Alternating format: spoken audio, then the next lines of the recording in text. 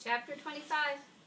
We heard the music before we even got to Gloria Dump's house. We heard it almost a block away. It was guitar playing and singing and clapping. "I wonder what's going on," my father said. We walked up Gloria's sidewalk and around back, through her yard and into her kitchen. What we saw was Otis playing his guitar, and Miss Franny and Gloria sitting there smiling and singing, and Gloria holding Sweetie Pie in her lap. Amanda and Dunlap and Stevie were sitting on the kitchen floor, clapping along and having the best possible time. Even Amanda was smiling. I couldn't believe they were so happy when Winn Dixie was missing.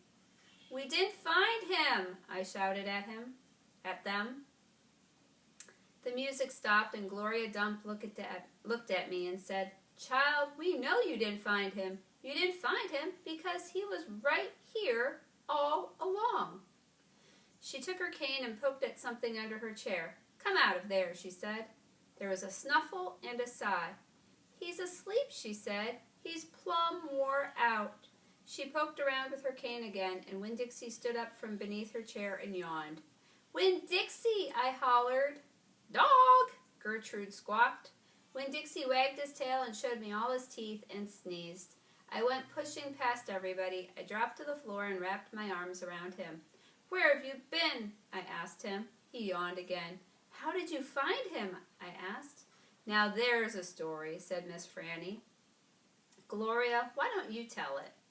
"Well," said Gloria Dump, "we were all just sitting around waiting on you two, and after I convinced these Dewberry boys that I ain't no scary witch all full of spells and potions."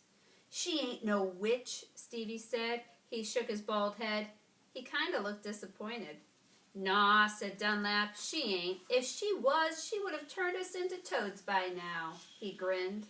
"I could have told you that she wasn't a witch. Witches don't exist," said Amanda. "They are just myths."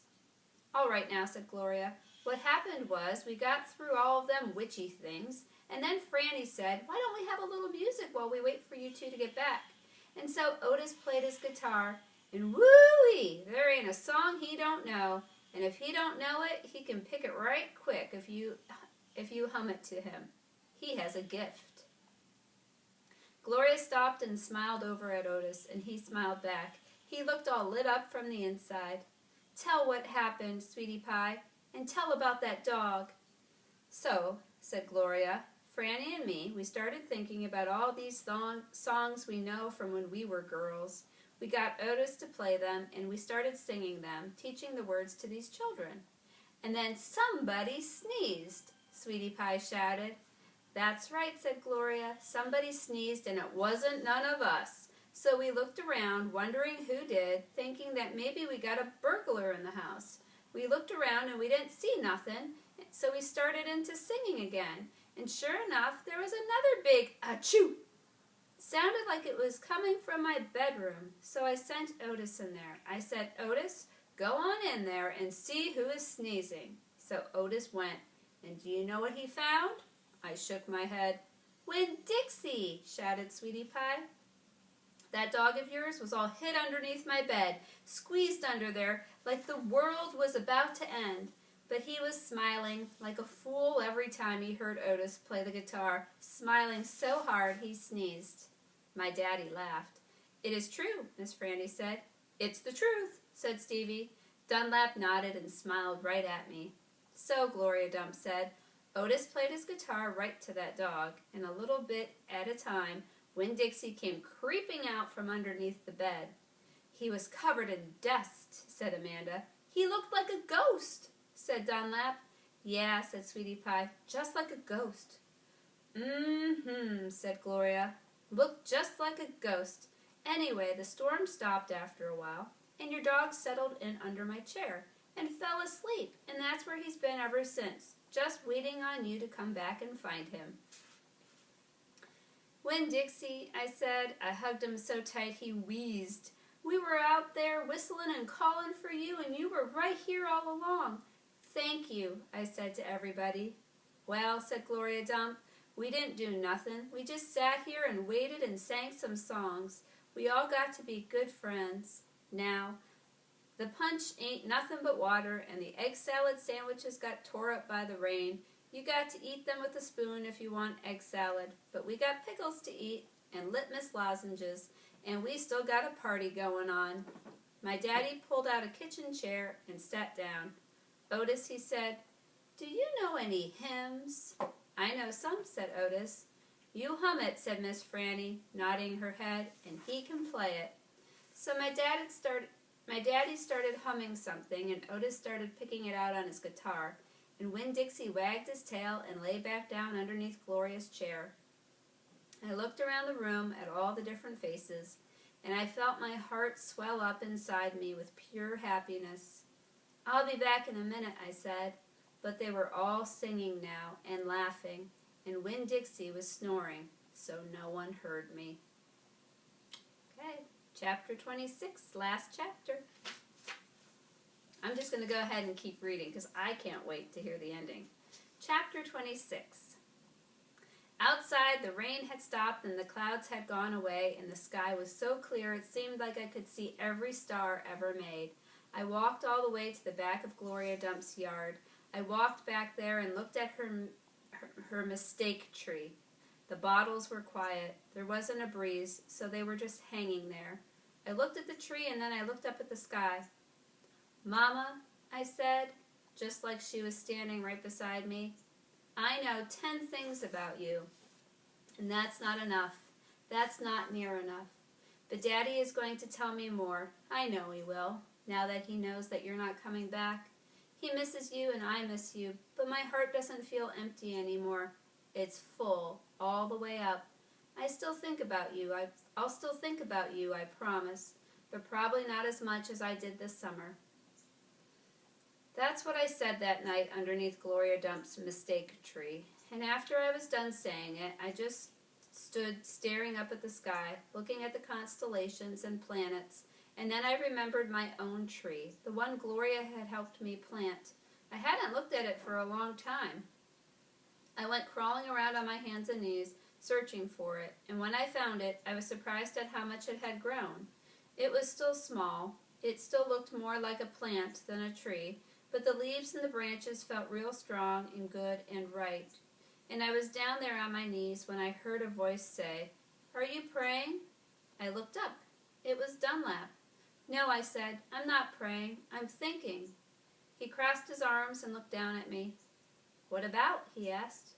"All kinds of different things," I said. "I'm sorry that I called you and Stevie bald-headed babies." "That's all right," he said. "Gloria told me to come out here and get you." "I told you she wasn't a witch." "I know it," he said. "I knew it all along. I was just teasing you." "Oh," I said. I looked at him close. It was hard to see him good in the dark yard.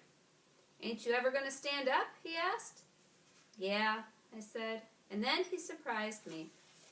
He did something I never in a million years thought a Dewberry boy would do. He held out his hand to help me up, and I took it. I let him pull me to my feet. "I'll race you back to the house," Dunlap said, and he started to run. "Okay," I shouted, "but I'm warning you, I'm fast." We ran, and I beat him. I touched the corner of Gloria Dump's house right before he did. "You shouldn't be running around in the dark," said Amanda. She was standing on the porch looking at us. "You could trip over something." "Aw, Amanda," said Dunlap, and he shook his head. "Aw, Amanda," I said too, and then I remembered Carson, and I felt bad for her. I went up on the porch and took hold of her hand and pulled on her. "Come," I said, "let's go inside." "India Opal," Daddy said when me and Amanda and Dunlap walked in. "Are you here to sing some songs with us?" "Yes, sir," I said, "only I don't know that many songs." "We'll teach you," he said. He smiled at me real big. It was a good thing to see. "That's right," said Gloria Dump, "we will." Sweetie Pie was still sitting in her lap, but her eyes were closed. "Care for a litmus lozenge?" Miss Franny asked, passing me the bowl. "Thank you," I told her. I took a litmus lozenge and unwrapped it and put it in my mouth. "Do you want a pickle?" Otis asked, holding up a big jar of pickles. "No, thank you," I said. "Not right now." When Dixie came out from underneath Gloria Dump's chair, he sat down next to me and leaned into me the same as I was leaning into my daddy.